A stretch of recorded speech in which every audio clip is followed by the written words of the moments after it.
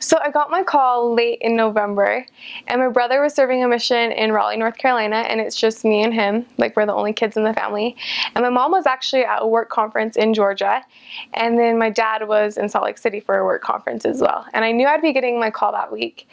And my brother, when he opened up his mission call, me and my mom were actually out of town in California. My dad was super sick, and so he ended up just opening his mission call by himself.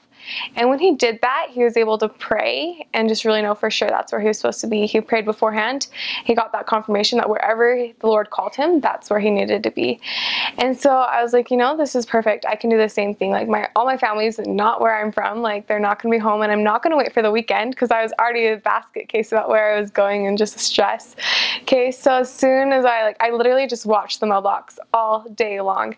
And finally the mailman came, and I just tried to act cool as I walked out to get it. I got the letter and I opened it. Well, I prayed first, and immediately I just felt like confirmation. This is where you need to be.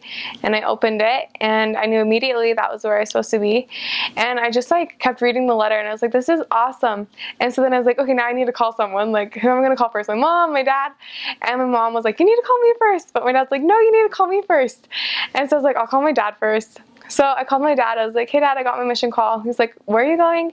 So I was like, I'll just read you the letter. And as I was reading the letter, I just started bawling. He's like, you haven't called mom yet, have you? And I was like, no, I haven't. He's like, okay, well, I'm glad to know where you're going, but you have to call mom and pretend like you didn't call me first. I was like, okay, sounds good. So that happened. And then I actually got permission to call my brother later that night to let him know where I was going. And so when I talked to him, I hadn't talked to him in 6 months because he had been out he was about to come home in a few weeks.